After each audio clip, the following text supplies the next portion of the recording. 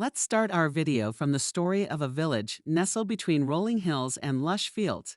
There lived a storekeeper named Henry. Henry's store was a vital part of the village, supplying everything from groceries to household essentials. However, unbeknownst to the villagers, Henry harbored a dark secret.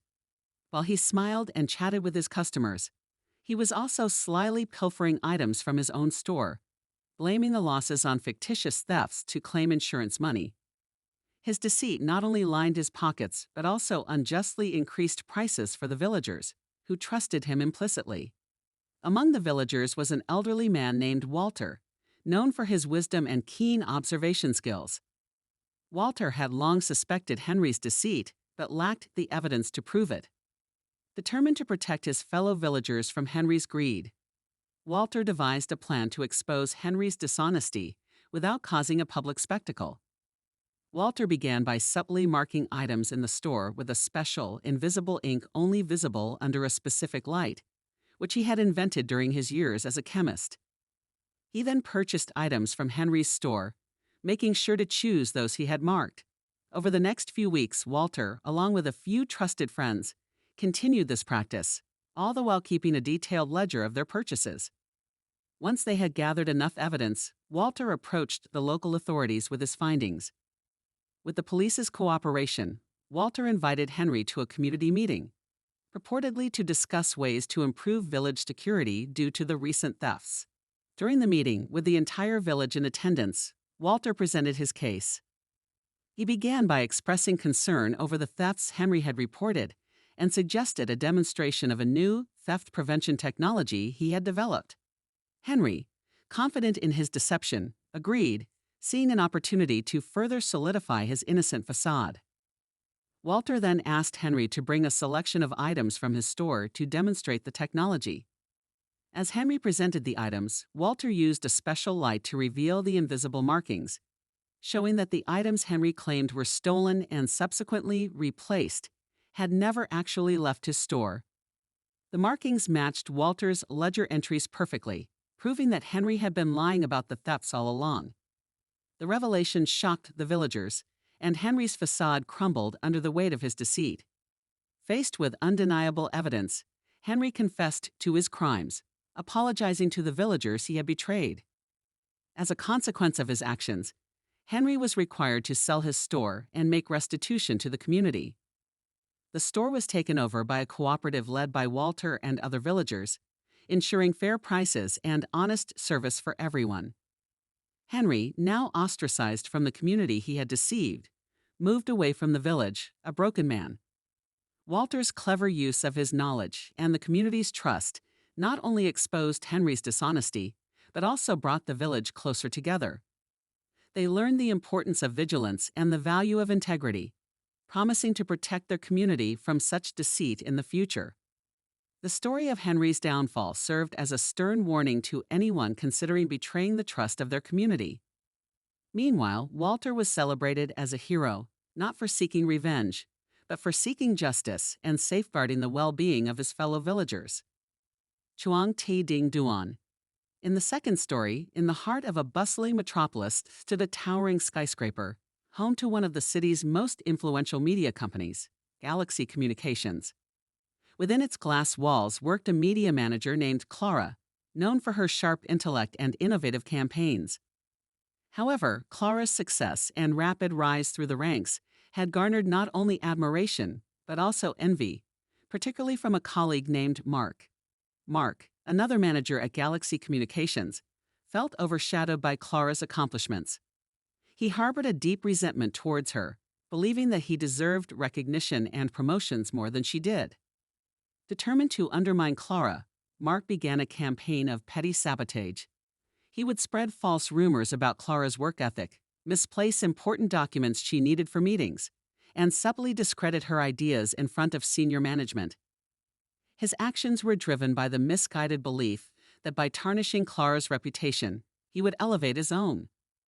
Clara, initially unaware of Mark's deceit, began to notice the pattern of mistakes and misunderstandings that seemed to orbit her projects.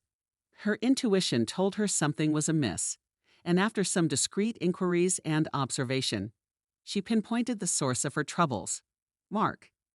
Instead of confronting Mark directly or reporting his behavior to HR, Clara decided on a course of action that would not only expose his pettiness, but also solidify her position within the company. She devised a plan to unveil Mark's underhanded tactics to the whole company while showcasing her own professionalism and creative prowess.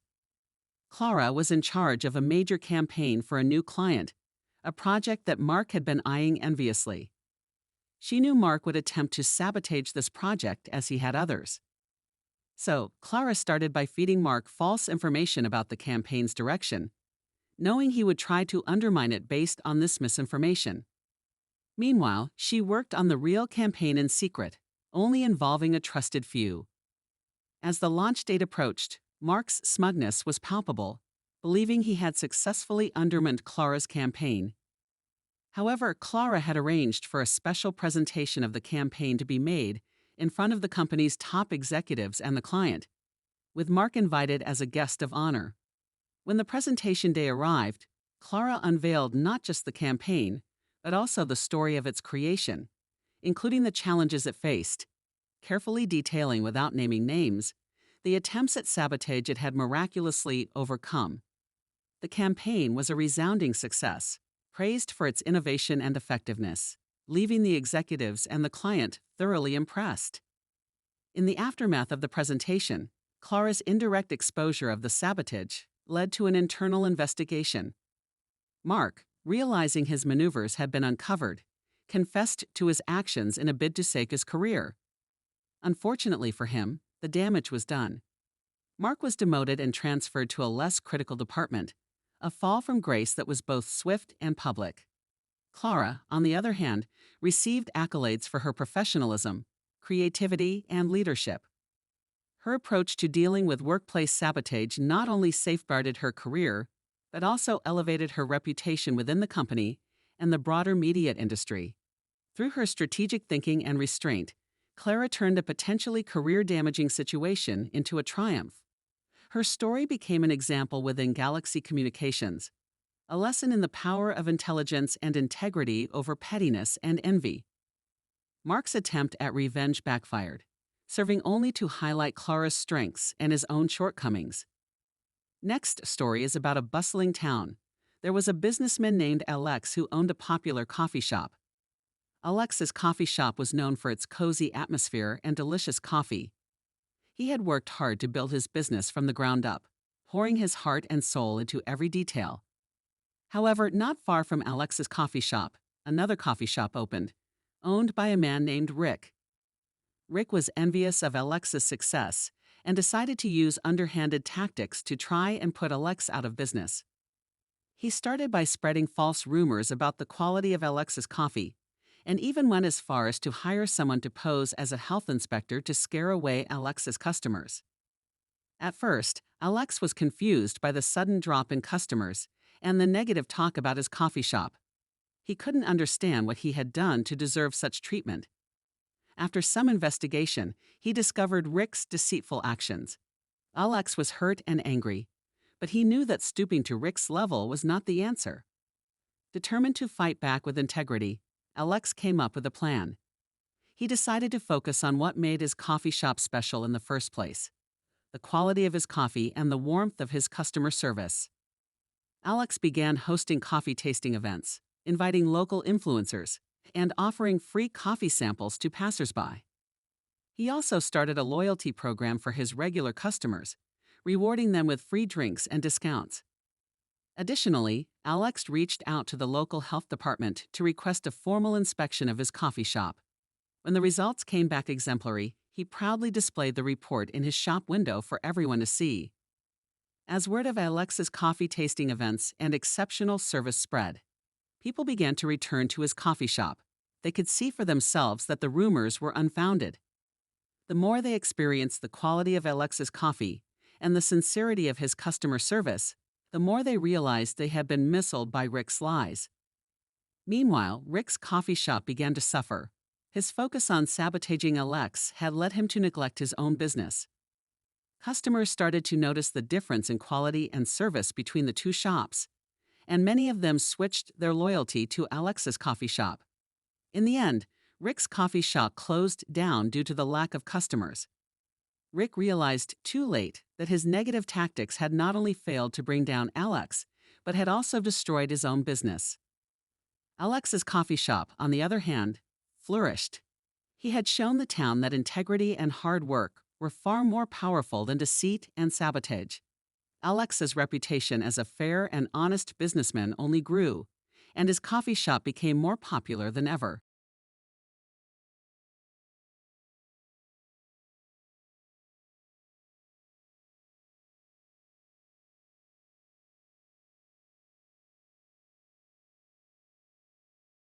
The story of Alex's triumph over Rick's underhanded tactics became a tale of inspiration in the town, reminding everyone that success built on integrity is the most enduring kind. In another story, there lived a couple, Emma and Daniel. Emma, an art teacher, possessed a collection of diamond jewelry, heirlooms passed down through generations in her family. Each piece held a story, a memory of her ancestors' love and resilience. Daniel, on the other hand, had recently lost his job and was struggling to find his footing, leading to a growing sense of desperation hidden beneath the veneer of support and affection. As financial strains tightened around the household, Daniel's gaze turned towards Emma's diamond jewelry as a quick fix to their woes. Without Emma's knowledge, he began to stealthily take pieces from her collection, selling them to a local pawn shop. He rationalized his actions by telling himself it was only temporary, that he would buy everything back once he secured a new job. However, Emma soon noticed the missing pieces. Heartbroken and confused, she initially couldn't bring herself to suspect Daniel. But as more jewelry vanished, she decided to investigate, leading her to the pawn shop where she discovered the truth. Confronted with the betrayal, Daniel confessed, swamped by guilt and fear of losing Emma. Emma was devastated. The jewelry wasn't just valuable for its monetary worth, but as a connection to her family's history. Daniel's betrayal cut deeper than the loss of the heirlooms. It was a breach of trust that shook the very foundation of their marriage. Determined not to let Daniel's actions destroy her, Emma took a stand.